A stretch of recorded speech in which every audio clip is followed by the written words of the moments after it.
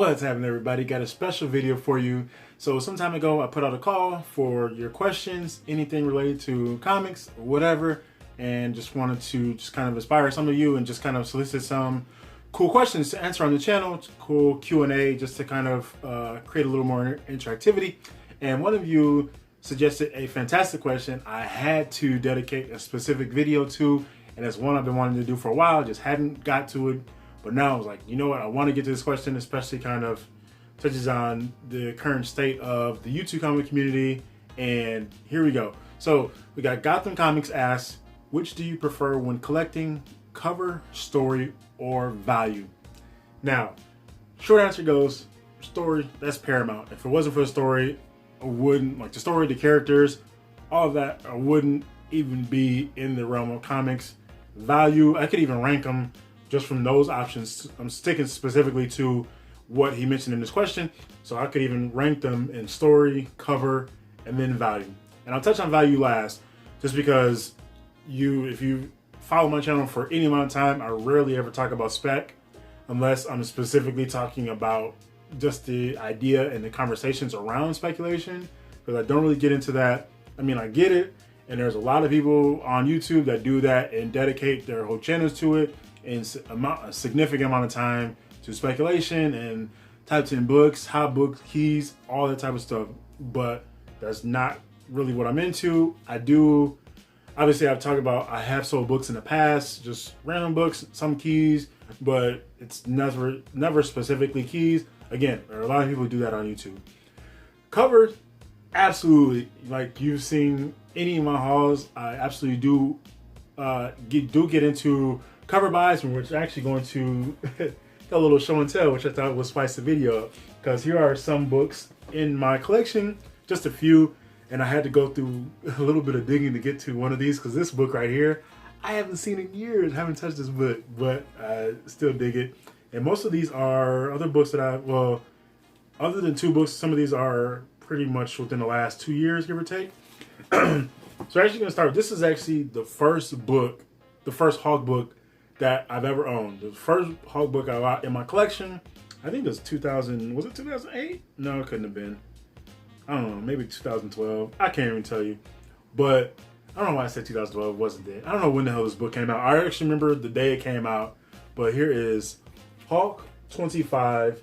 Got this Ed McGuinness and Dexter Vines cover featuring Red Hulk and Iron Man in my favorite all-time armor, the Bleeding Edge armor, or Bleeding Edge or Mark, I don't know what mark it was, what model it was, but it was pretty much known by Bleeding Edge for several other, I know the Marvel Legends action figure, they call it the Bleeding Edge, but yes, my absolute favorite, I think this was Nanotech suit, but just fantastic design. I love the edges, like the curved, smooth edges around it, and this is a gorgeous costume. So when this book dropped, I was thinking, like, I didn't care about the Hawk, like Red Hawk was, I won't say I didn't care, but Red Hawk was cool, Red Hawk, whatever, or interesting, I guess, I won't say cool. But I was like, I don't know, I don't really care, but this cover just looks so cool. And I remember sitting in the shop the day it came out, I got all my other books, and I kept eyeing it, and I was like, do I want to do this? I was like, I think at that point, I probably wasn't doing too much just cover buying, but I said, you know what, screw it, I'll take it. I dig this cover so much. And I read it, ended up being a solid read. So I was like, yeah, that's cool. But yeah, this is the first time I've looked at this book in so long. Another one, this was a recent one. I think I showed this off probably my last My Comic Shop unboxing shipment. Deadly Class 47. Is it Jeff DeCall? I think this did this cover. Oh yeah, wait, is that it right there? I don't know what that says. But I'm pretty sure it's Jeff DeCall. I might be wrong. But yes, I just like this cover, just looks cool. The character looks cool. The katana right there, got blood on it. The black and white in the background just looks dope. This one I probably will read it just for the hell of it. But I talked about this when I did the unboxing. I didn't care for this series. I read the first, I think, 7 issues, and I still have them. I just wasn't into it, and I dropped it. But when I saw this cover, I just said, I had to pick this up. I just had to get a copy of this because it just looks so dope. And again, I will read it. Anytime I do buy a book just for the cover, I usually will read it at some point. So that one I will, just not expecting much from the story.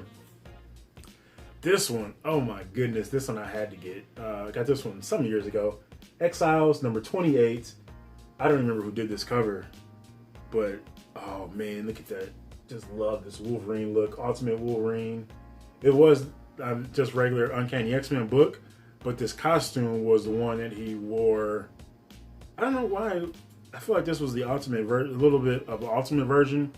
It may have been a little bit altered, but this is actually, I saw this on, the first time I saw this image was on a calendar I used to have many years ago, and it had this art, and I was like, damn, that looks dope. But when I found that it was actually on a book, I had to make sure, I had to put this book on my want list at some point.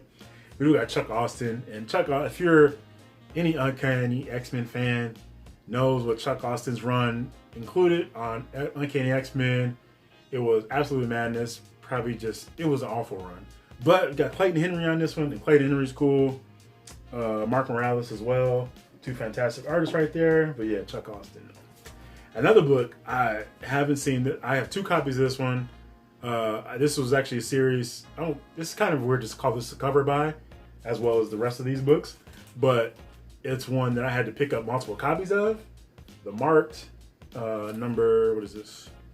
Number 9. I took out, this is, look at this book. This is just gorgeous. And I do like the mark. It was a good book. But when I saw this, I was like, I got both covers of this one. I had 2 copies of each cover actually, so I could have included the other one here. But I just wanted to show this one off because it looks insane. This is just a stunning book. And I was able to I haven't seen it in stock anywhere else. Any of the comic shops I've been to since it dropped. I've only seen it in stock on mycomicshop.com one time after release, because I had pre-ordered the first copy, and I added it to my want list, both covers, and then it finally came back in stock. And when it did, I ordered that other copy, and I haven't seen it in stock again. I haven't checked in a while, but I haven't seen it in stock again. But it's absolutely gorgeous, so I had to get this one. So again, that was kind of an exclusion, I guess, because I was already reading this book, but having multiple copies, it was a cover buy. I guess you can call it that. And this one, a series that I read, this is several Daredevil runs ago, but these covers, when they released, they were pretty expensive, and I just wasn't able to get them. But I picked, there was 3 covers, part of the Omega Effect. They ran through Avenging Spider-Man and Punisher, and I was able to pick up the Spider-Man and the Spider-Man and the Punisher covers. I got 2 copies of Daredevil, and there was a third one that has, I forgot what's on the third cover. But again, I guess you just, for a variant, I do buy variants. You've seen that in any of my hauls, my mycomicshop.com ones, in any of the My Comic hauls. I am into variants. So that's cover buy. I do buy for covers, buy for the cover art. And as you see, this last book that I picked, just for the example, who doesn't love a visual aid? You will all, if you've been around my channel for a while, and this is all one book, you will know what this book is.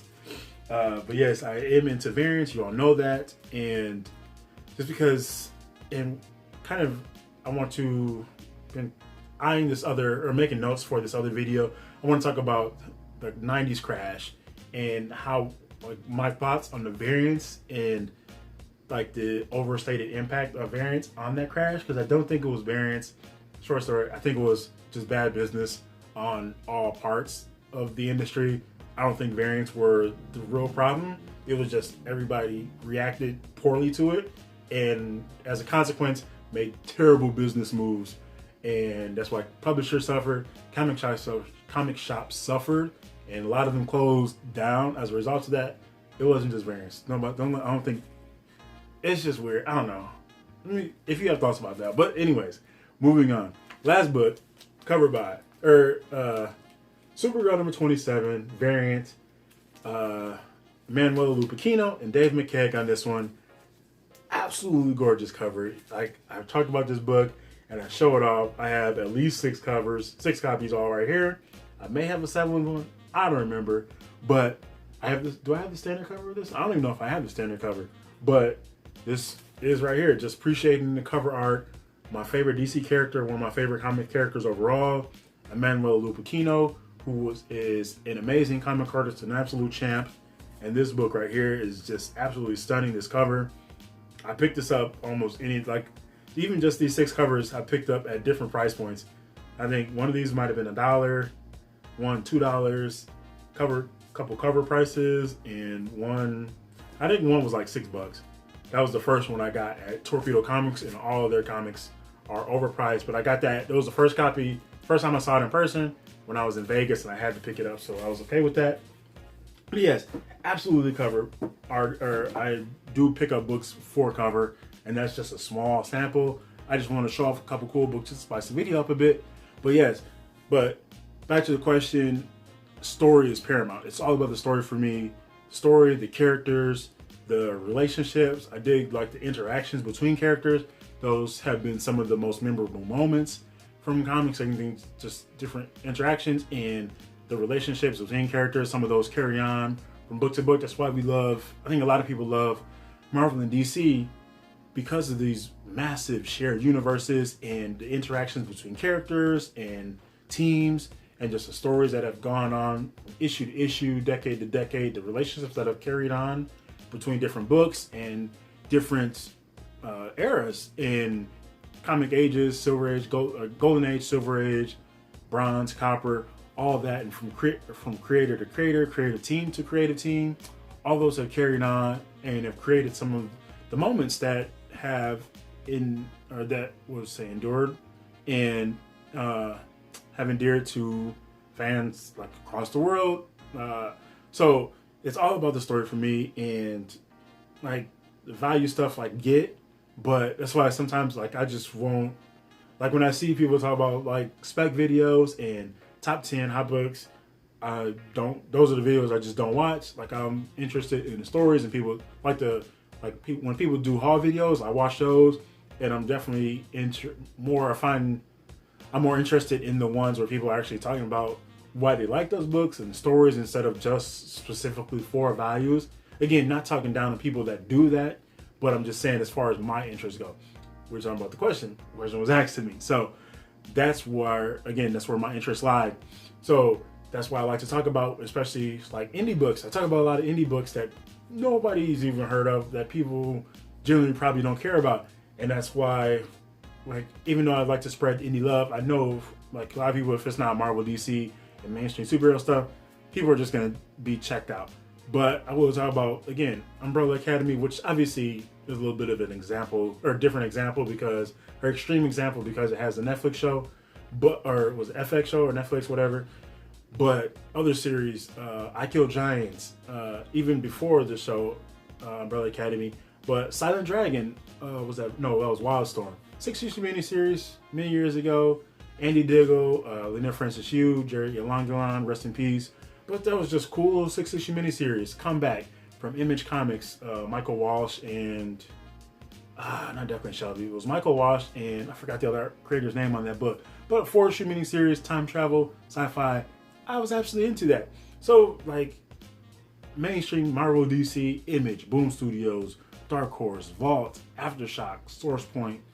There's another S in there. I forgot what it was. Another publisher.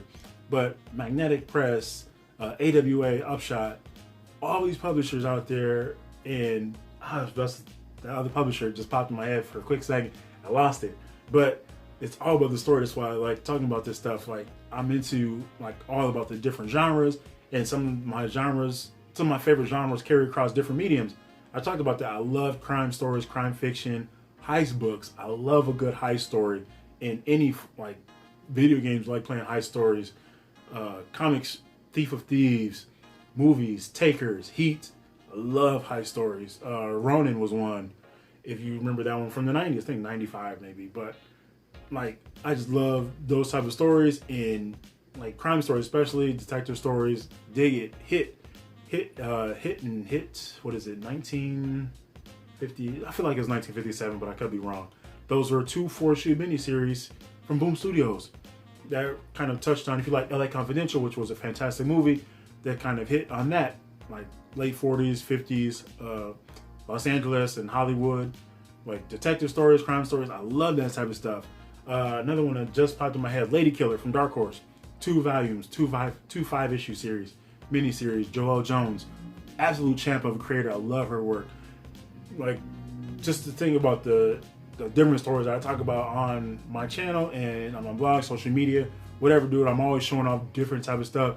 Any love. I don't care how many, like how few views something to get. Like, that's why I like to talk about all this different stuff, and that's why I definitely always highlight indie stories, because they don't get as much press and publication.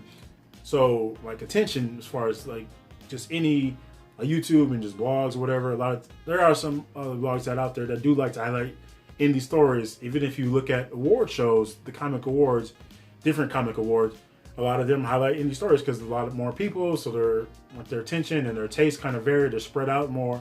So a lot of these other smaller publishers and creators who are just working on smaller, lesser known titles are getting a lot of attention that way. But like as far as mainstream attention and just wider publication, they aren't getting as much. So I definitely like to help out with those efforts and just again push out help spread the word on those. So again, that's why I talk about a lot of those same publishers. Boom Studios, even though they're probably a little bit bigger now, but they've steadily grown again over the years. AWA, Vault, Aftershock are 3 other publishers besides Boom who are frequent mainstays in my comic hauls. Pre-orders, I'm always pre-ordering books from all those publishers because they have a steady supply of just go look at their libraries. Fantastic stuff, dude. And I'm telling you, you're gonna find like just dope stories from all those publishers. So yes, story is paramount. If it wasn't for stories, like even just looking at speculation and value we've seen with COVID and like the explosion of collectibles, people kind of getting into those. I think not just there are definitely a segment of people getting into those or coming back into those for the sake of nostalgia and kind of hitting on that. But there are definitely a lot of people who are getting into it just because they've seen the money that can be made in those. And let me tell you, there are way more stable areas of investment that are like what other areas of investment that are way more stable than comics and collectibles. Easily, like you can get into stocks and investments and like other financial investments like that, like older like artwork, paintings, way like obviously you're talking that's a bigger money game than like the barrier of entry is a little bit higher, way higher than comics is, but there's way more money to be had there than there are for comics, which is ebbs and flows like you wouldn't believe. And we've kind of seen that with the explosion of comic prices over the last year or so. Some of those are like they're just constantly bouncing up and down. That's not stable at all. If you're looking to do that, you're either bored or you have a lot of money to play with. Because again, there are way more stable areas of investment and ways to, if you're interested in boosting your portfolio, than comics and other collectibles. But if you're just expanding your portfolio, absolutely, I can understand that. But yes, so again, short answer was story is absolutely paramount. But yes, I just wanted to do this just to kind of touch on this because I thought it was a fantastic question. So again, shout out to Gotham Comics for the fantastic question. Which do you prefer in collecting? Cover, story, or value? Story all day. And I imagine a lot of people who frequent my channel are definitely would put story first as well. Story, the characters, the creators. And like even to expand on those choices, there are creators who I will pick up other works by. If I see Chris Bacalo's name on something, I'm absolutely going to buy. I have a ton of Jim Lee stuff in my collection. Chris Claremont, have a bunch of his X-Men stuff. Who else? Joel Jones, Emmanuel Lupacchino, always searching for their work. Kelly Sue DeConnick, one of my favorite writers. Lionel Francis Yu, have a bunch of his work. Kari Randolph, Mark Morales, Dexter Vines. Again, I talked about going after Dexter Vines and Ed McGuinness's some of their DC work. A lot of it is Superman stuff, but I really just want like their art. I think when they did stuff for DC, like I think that was some of their best work. Like their work just fit, specifically Ed McGuinness. His work definitely just fit the DC characters visually, and I think that was definitely some of the great highlights of his time. Who else? Just so many other creators out there. Olivier Coipel. I think he does his Captain America is one of my favorite Captain America, like renditions of Captain America. John Romita Jr. is all their stuff, but so even just creators, I will go pick up works of creators, and I have tons of stuff like that. And going back to the stories, I will, this kind of touches on the quantity versus quality, which is a subject entirely for another video. But I picked up, like, back in my way when I was going to conventions, like frequently multiple conventions a year, and digging through short boxes, long boxes, quarter bins, 50-cent bins, 2 for a quarter, 2 like 3, 4 for $1, whatever. Like, I was picking up tons of cheap books just because they look cool, and I'm like, all right, let me go check this. I'll read this book. Like, I will read a lot of stuff if you put it in front of me, and that's why I talk about my reading bouncing back like between the eras, because I'm always reading different stuff, newer stuff and older stuff. If I come across something, like, again, I would pick up cheap books. Like, I'm raiding dollar boxes all the time at conventions, at shops. Absolutely pick it up. I would check out a new story. Like, why not? Especially for cheap.